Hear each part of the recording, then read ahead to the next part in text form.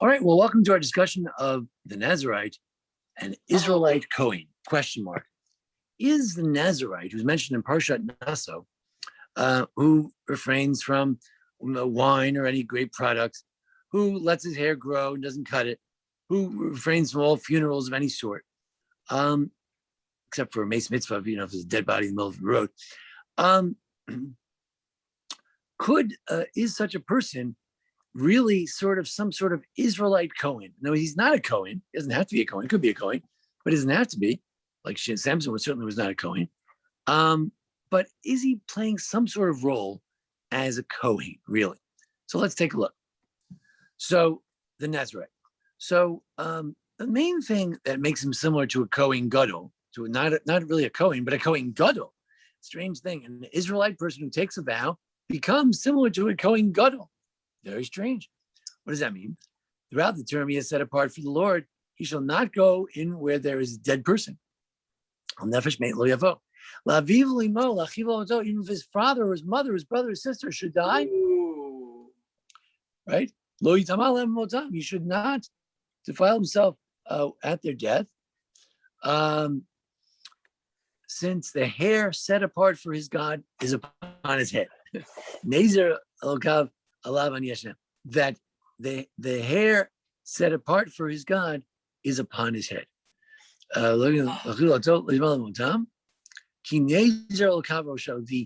hair set apart for his God is upon his head. So he's a Nazarite on his head, so he can't go to those funerals. Wow. Who else can't go to any funeral? The Cohen Gadol. None should defile himself by any dead person among his kin except for right. A regular Cohen can go to his closest kin, but the high priest cannot go to anyone's funeral, including his own relatives. So the Nazarite actually somehow jumps from being an Israelite, and somehow he jumps all the way to being not a Cohen, but a Cohen Gadol. Again, he can't serve in the Beis Hamikdash. He can't do the service in Yom Kippur, but nonetheless, he does have this law that's similar to the Cohen Gadol, to the high priest. So he's holy. That is holy. That is really super holy. So let's take a look at some of the sources about this and try to understand this a little deeply. Now, is that it? Or just happens to be a one particular coincidence on this point, or is it something deeper? So here we go. Rabbi says, the intent, the idea with that's Gersonides, he says, the intent with the Nazarite, she had should be separated from all material matters, like wine, according to human ability. And therefore, he shouldn't become defiled for the dead. I feel like even to relatives. Just like it says with a high priest. Okay, so only in their death, he doesn't have to worry about lesser impurities, but for their death, he has to refrain from it, just like the high priest. So Rabbi doesn't go into it, but he just mentions that, yes, it is the same status like a high priest. So interesting to note. The Sforno, from Spain, originally Italy, he says he must not desecrate his sacred activities by honoring the dead, right? It's a mitzvah to honor the dead, but he shouldn't do that, and thereby downgrading his spiritual concerns. In this respect, he's much like the high priest. So he says, in this respect, he's like the high priest. Our sages report that a father who sent his son to study Torah in an advanced academy in Tiberias heard that his son was engaged in doing charitable deeds. The father heard about it. He sent the following message: are there no opportunities to perform such charitable deeds in our town that I had to send you to Tiberias? So in other words, if I send my son to the Mir Yeshiva, and I find out in the Mir Yeshiva, it's wonderful. Every day he goes to visit the old ladies in the old age home. So wait a second, for 5 hours. So wait a second, you want to go visit people in the old age home? Stay here in Memphis. What do I send you to Mir Yeshiva for? So same thing over here. The point is, there are other people who can perform charitable deeds, burying the dead. So you're a Nazarite. What are you doing it for? That's not you didn't become a Nazarite for this purpose. So what did he say? He said that it's much like the high priest. So there's some, again, this for both the Rabbi and the Sforno both make mention of the comparison to the high priest. Rav Shlomo Shmuel Hirsch in the 19th century said, Yes. By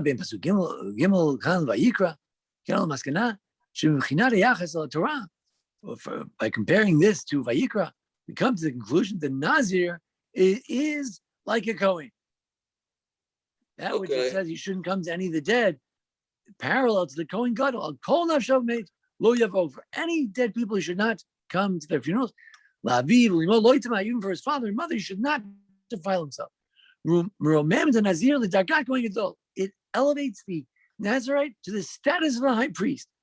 As long as he's still a Nazarite, he can always get out of it. He can say, okay, I'm only a Nazarite for the 2 years or 30 days or whatever he wants. But as long as he is a Nazarite, he is actually like the status of a high priest. So there it is right there. He's actually saying it, that the Nazarite has the status of a high priest. The Mishnah in Nazir actually is interested in this comparison between the high priest and the Nazarite, and it says as follows. A high priest and a Nazarite, I'll just make it a little bigger. Can you all see it bigger now? I'm having a hard time. Can you see it bigger now? No? Hello? Yeah. It was working where How you about- how had about it, but now? I'm watching on my phone, so everybody else might need the larger screen. A high priest and a Nazarite may not become ritually impure, even to bury their deceased relatives. However, they become impure to bury a corpse with no one to bury them. A mace mitzvah. As I said, the only exception for the high priest or for the Nazarite is if they're walking down the street and they see in the middle of the desert or something, and they see a dead body, they have to go and bury the body. They cannot leave the body strewn. Oh, that's then they're not a Nazir anymore. No, that would be a violation. It's a good question. That would be a violation. You could then start all over again. If a high priest and a Nazarite, so here's an interesting question. The Mishnah raises an interesting question. Who's higher? If a high priest and a Nazarite were walking along the way and they found the mate mitzvah, they found a dead body and had no one to tend to it, and one of them can tend to the burial by himself. In other words, usually it takes several people to do it, so it's not a question. You say, no, I'm 250, right? I'm 6'6", 250, and the dead body is only 90 pounds, died of starvation or something. I could pick it up, take it myself, I could bury it, no problem. I got the shovels, got everything. So each one of them says, they don't need you. The high priest says, I don't need you, Nazarite. It's okay, I'll do it. And the Nazarite says, no, high priest, I don't need you. You're the Cohen Gadol. So which one should do it? So Rebbe Lezer says, let the high priest become impure. Do not let the Nazarite become impure. The Rebbe Lezer, who's a great perfectionist, he actually believes that it's better to leave this job in the hands of the high priest. Oh. Do not let the Nazarite do it. It's actually, the Nazarite's higher. We'll see why in a minute. And the rabbi said, not let the Nazarite become impure. Not let common, and not even a common priest. In other words, even the Nazarite is lower than even a regular priest, right? We know that no Cohen should be dealing with the dead, but for a mace mitzvah, even a Cohen Gadol could. So let's say some Cohen from our shul, right? Jack Cohen, he sees the dead body, God forbid. So should he do it? Or should I'm a Nazarite? I'm not, but if I was, should I do it? So he says, no, let the Nazarite do it. Don't let a plain Cohen do it. Why? Oh. So the Mishnah actually gets into the logic. Eliezer said to the rabbis, it's preferable to let the priest become impure as he does not bring an offering for his impurity. Like Charles was saying, let's say he goes to defile himself, right? He says, no, I'm going to do it. So he goes and he defiles himself. He comes in contact, he touches the dead body, picks it up. So now he's impure for 7. He has to get the red heifer ashes. But also, if he's a Nazarite, he has to bring a sacrifice, a guilt offering for violating his vow. But the high priest doesn't have to bring it. It's true he violated his status, but it's not really a violation because he's allowed to go to the mace mitzvah for this particular case. But he doesn't have to bring an offering of impurity for his impurity. So therefore, the Nazarite has a bigger problem to let the high priest do it. The rabbi said to him, on the contrary, but the Nazarite becoming impure as his sanctity is not permanent. The Nazarite's not a permanent status. Some Nazarites only Nazarites for 30 days, or maybe it's a year, 10 years, but it's not for life. So then one of the later commentaries says, wait a second. Some Nazarites, like Shimshon, maybe Samuel, they're Nazarites for life. He says, yeah, but only when they became a Nazarite. In other words, let's say I want to be a Nazarite forever. So it's true, I'm permanently a Nazarite, but I wasn't always a Nazarite, right? But what if you were a Nazarite from birth? Does it really count? If my father said I was a Nazarite, is that a Torah status, a rabbinic status? There's a whole discussion about this. Okay. But anyway, we have Rabbi Eliezer saying that the Nazarite is so serious that he has to bring a sacrifice, even if he has all the justification in the world to touch the dead body, because it's a body that has no one else to tend to it. Even still, he has to bring a sacrifice, and that makes him more severely restricted than the high priest. And the sages, the majority, saying, no, you're wrong, and that's what we would hold like that. Let a regular priest, the Nazarite is lower than even a regular priest. It's true that he has the rules of a high priest, but he's lower than a regular priest. Why? Because it's not a permanent status. He has an official status. It relates to his whole being. He's a Cohen. That's who he is. The Nazarite's not permanently a Cohen, not permanently a Nazir, a Nazarite. Now, so we mentioned the Nazarite, even for his father and mother, should not defile himself. Good. Now, regarding a Cohen, says you should not go outside the sanctuary, for upon him is the distinction of the anointing oil of his God. All right, so notice it says that the Nazarite, his hair is set apart for his God upon his head, Nezer Elokav al Rosho, and it also says that about a Cohen, that for upon him is the distinction of the anointing oil of God. There's something on his head. So they both have this expression that the Nazer, the crown is on there. The expression Nazir is not only used for Nazir, it's also used for the priest, that the Nazer al Kava will show. Okay. But the priest cannot have yes. The priest cannot have unruly hair. He has to get a haircut. Oh, okay. So we'll get into that in a second. Very good. We'll get to that in 1 second. Now, what about the drinking? So a Kohen, so we know that the Nazarite cannot drink any form of strong drink. So what about the Kohen? So a Kohen cannot have any intoxicant. You're right. A Kohen can't have any kind of intoxicant. And if he wants to do a service, it's true that the Kohen Gadol could have a drink with you at the Seder, and then the Nazarite cannot. But when he's going to the service, he cannot enter the tent of meeting, or he will die. This is a law for all time. So there is some wine restriction for the Kohen as well if he's doing a service. The Nazarite's not doing a service. So there is some similarity there. What about, Charlie says, what about the hair? So there is something about hair and a high priest. You go back to Parshat Shemini a few weeks ago, and Moses said to Aaron and his sons and to Itamar, do not bare your heads, do not rend your clothes, lest you die and anger strike the whole community. So don't bare your head. Don't let your hair go wild. So there is a notion that a Kohen, sort of the opposite, whereas the Kohen, the Nazir, is supposed to let his hair grow wild, the Kohen cannot let his hair grow wild. So there is something about hair and a Kohen. Also, the idea of Nazir, Nazir Lokav, we pour the oil on his head. There is something about the head of the Kohen. You have this strange verse. We're talking about the Kohen Gadol. The Kohen Gadol is the one who has the expression about there's a crown on his head because he's got that little frontlet. Yeah. Good. Now, in order to understand this, we also need to look at the context. What's the context? So the Parsha says, send out the input. You're setting up the camp of all the Israelites and the Kohanim and the Leviim. Well, you have this camp. You got to send out the people who are impure. Okay, so it's about who's in, who's out. If you steal, you have to pay back. It's about if you did something wrong, we got to rectify it. If there's problems socially in our society, we have to correct them. Okay. So we're trying to make it a cohesive society. Sota, if there's jealousy from a husband toward a wife, we need to clarify it. Is she really sleeping around, or is it just the husband's overly zealous and jealous nature? So we have to clarify that so there'll be peace in the family. So we're trying to make peaceful existence. And then it says the Nazarite. So the question, and then it says Birchai Kohanim, and then the 12 tribes, they all bring the same gift. They get along very nicely.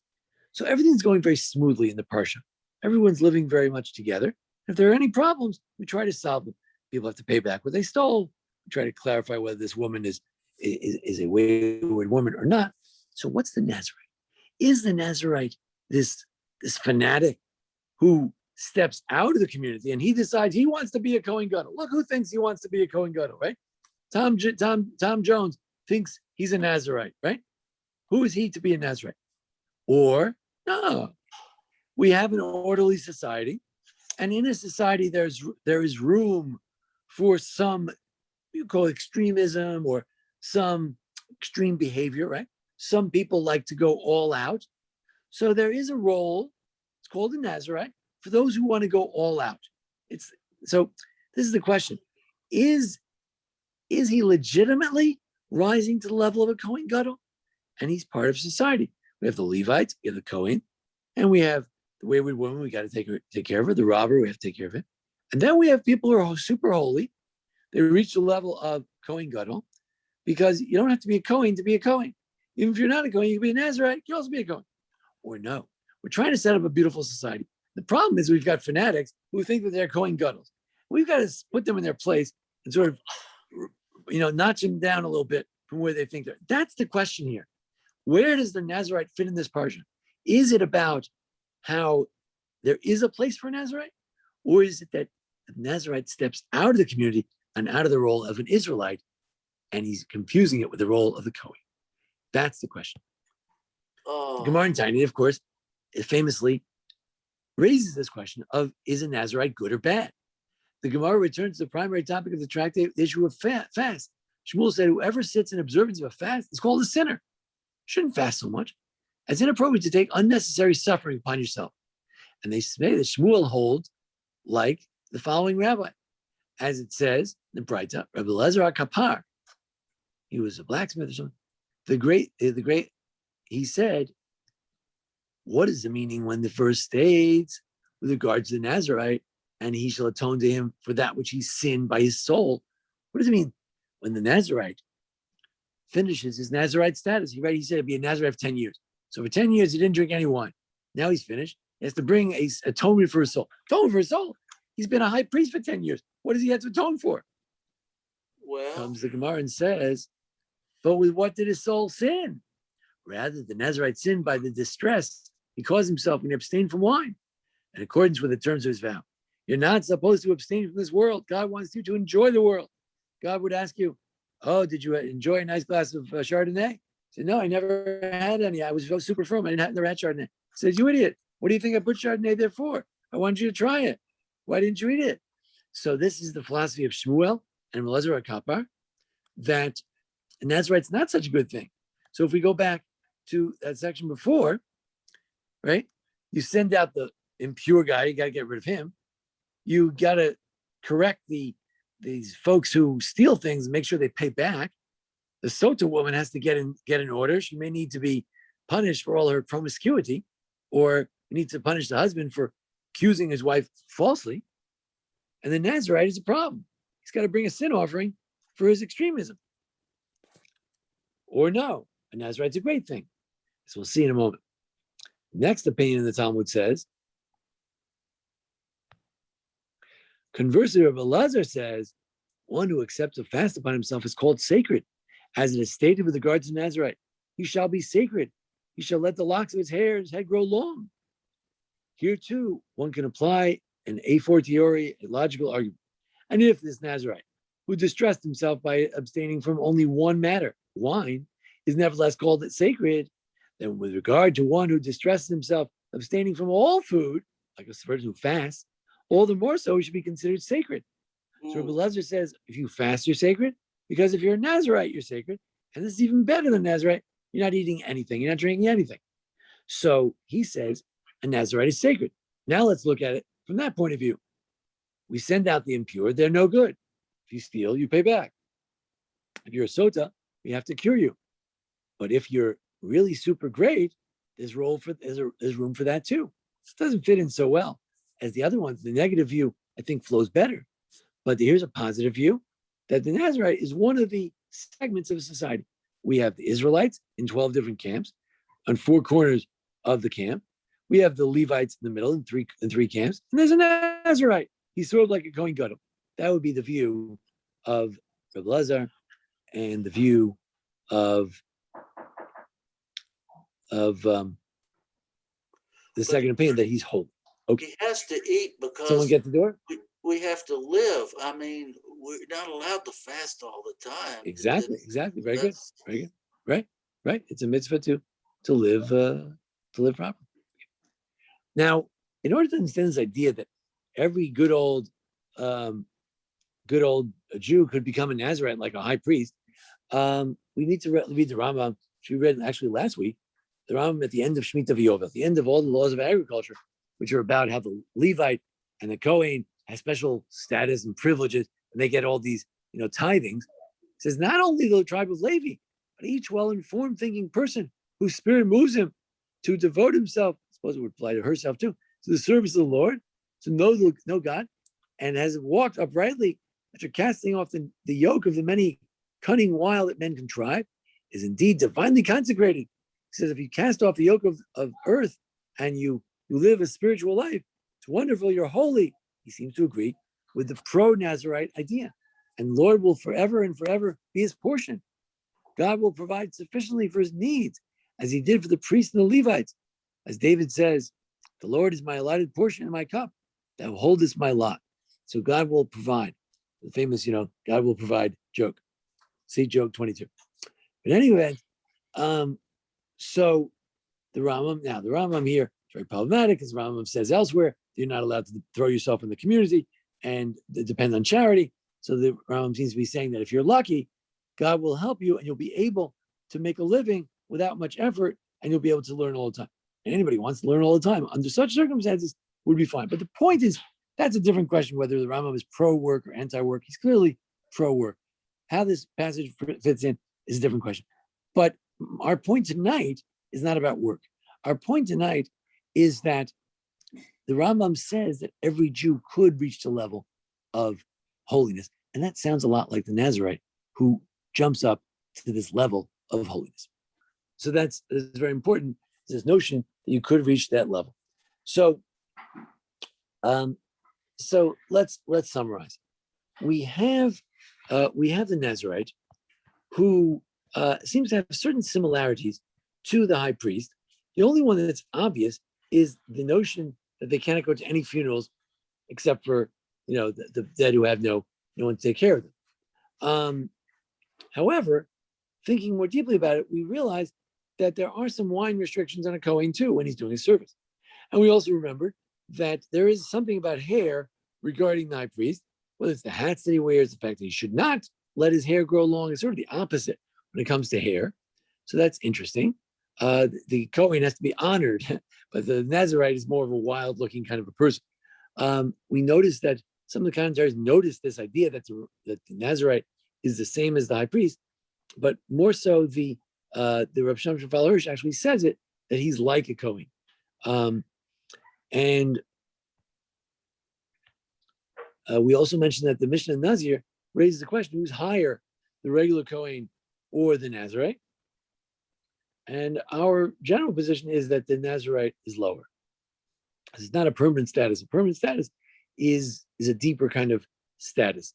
But there is a view that says, no, for him, it's a sin if he defiles himself. He actually is on a higher level in some ways. He's holier than the high priest himself. So if he buries a Jew that has no one else to bury him, must he start his Nazarite? Yes, it seems that he brings a sacrifice and starts all over again. If he vowed 10 years, he's got to do another 10 years.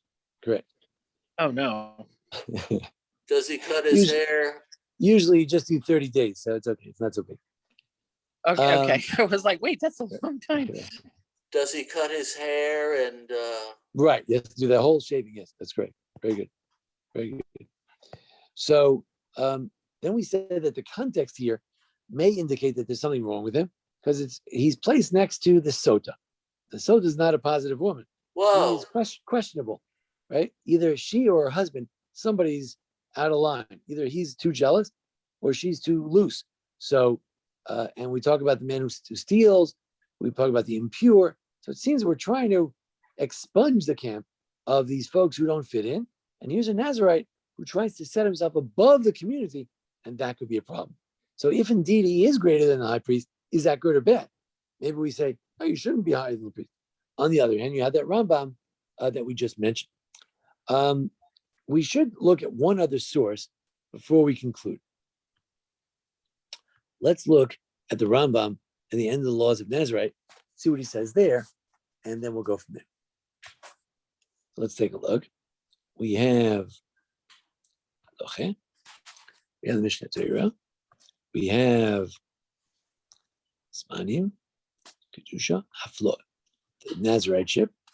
Let's go to the end of the laws of Nazarite. At the end of the laws, Rambam often gives his philosophy of that particular thing. Let's see what the Rambam says at the end of the laws of the Nazarite.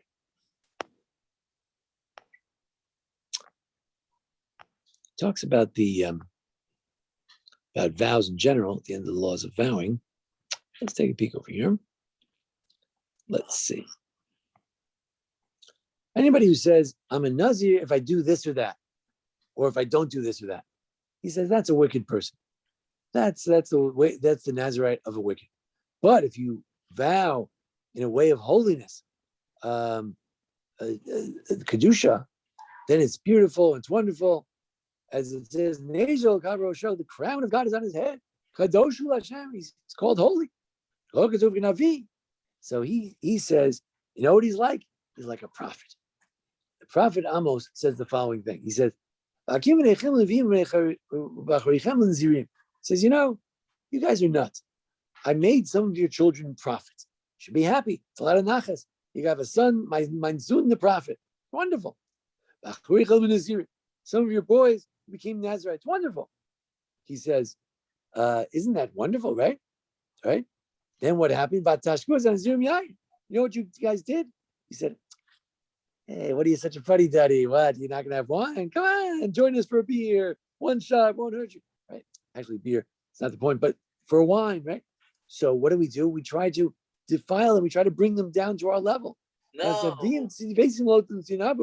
prophet Amos or Amos is complaining. He says, you told the prophets, don't give any prophecy. Joseph, don't tell us your dreams about the future. We don't want to hear it, right? What? So Joseph had a prophecy, and the brothers said, no, we don't want to hear it. So,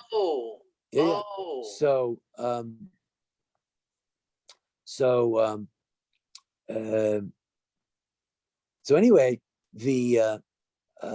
so that's the problem. So both Amos and the Rambam seem to say that a Nazarite is a wonderful status, and sometimes we don't let people be Nazarites. We say, "Oh, you want to go to the yeshiva? That's terrible. How can you go to yeshiva? You're too religious." Right? But if there's a place for it in our camp that we talked about before, right? The parsha is about our camp, and ultimately, what the parsha is saying is that there's a camp, and it has all kinds of people. And since some people will differentiate, some people will set themselves aside, and they'll say, you know what? I want to be more extreme. I want to be more pious, and we have to have room for that. According to this reading of it, you have to have room for that. The second reading says, no, that's going too far. You can't have a regular person who sets himself off as a high priest. It's not proper, and you're setting yourself off in the community. Or no, there needs to be room for this. Some people have a more extremist tendency, or perhaps a more pietistic tendency. We have to recognize that, and we can't try to make everyone like us, right? Right? People, why do people always say, "Oh, come on, Rabbi, have a drink, have a drink"? Why? He said, "Look, I have a drink. I want you to have a drink. Let him alone. Somebody doesn't want to drink too much. Let him be. But sometimes we say, no, I want to co-opt you into what I do. And it's not necessary. We don't have to do it that way. We can allow some people to be a little different, even if they're taking a status that's very high. According to Rambam, There's no problem. It's not like the Torah says the high priest must be the holiest in the land. No. The Nazarite, according to Rabbi Eliezer, is a higher status than the high priest. It's okay for someone to be a high priest. So this is the question: who has the highest status? This is the question, and I'm just going to leave it as an open question. That's what's the role of the Nazarite in this parsha? Is he an Israelite Cohen, and is that good, or is it not good because he steps out of his role as an Israelite? All right. Well, thank you for joining us tonight, and in a moment we'll take some questions. Thank you.